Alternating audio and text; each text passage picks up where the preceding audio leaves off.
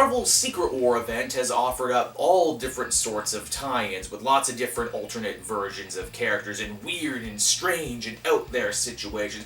Here we have another one. From one of the writers of Curb Your Enthusiasm comes Hank Johnson, Agent of Hydra. Let's hop on in and see what happens next, shall we?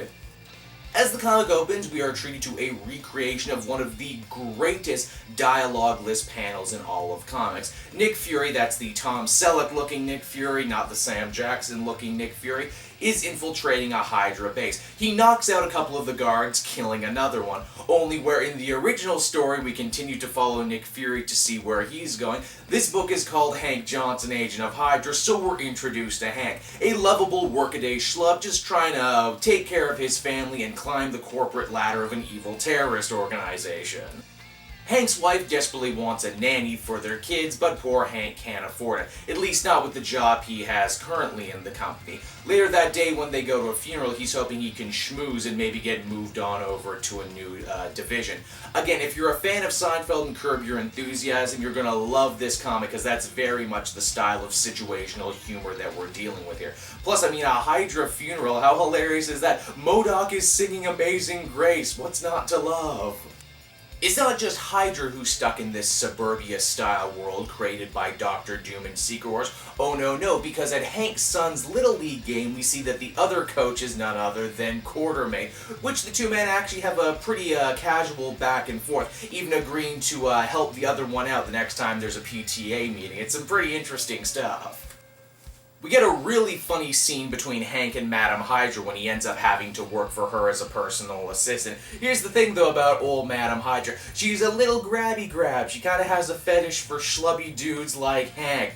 His wife will be none too happy about this. And you can bet things get very awkward when the next night Hank and his wife have to go to a special Hydra gala, headlined by Madam Hydra, where she's showing off her latest doomsday device. It's a good thing then that Hank and his wife decide to cut out early to beat the traffic, because the Avengers come crashing on through not a moment later. Hank even kinda sorta gets to be a hero to his wife by clobbering the SHIELD agent sent to capture the two of them. Oh look, it just so happened to be Quartermain. How funny is that, am I right?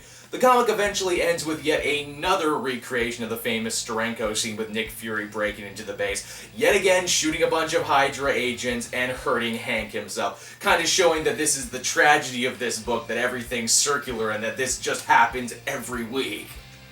Hank Johnson, Agent of Hydra #1 is a comic that feels like it was written specifically for me and people like me. Heck, this is the type of comic that I would write if given the chance. If any of the major 2 companies came to me and said, "Hey Joel, go nuts, write whatever you want," I would write something like this. I am positively in love with the idea of over-the-top superheroics being brought down to the level of standard, everyday mundanity. Hank's also an enjoyable, likable schlub himself. He tries his best, loves his family, it's just things never happen to go right for him. I also love seeing all these classic Hydra characters like Madam Hydra and Baron Zemo and MODOK kind of retooled into like these office archetypes. Again, I mentioned Seinfeld and Curb Your Enthusiasm before, and if you were a fan of those shows, then you must definitely pick up this comic. Along with Howard the Human, this was another just kind of one-and-done comedy book, and honestly, it didn't need more than one issue. I felt they got everything out in one, but if this book were to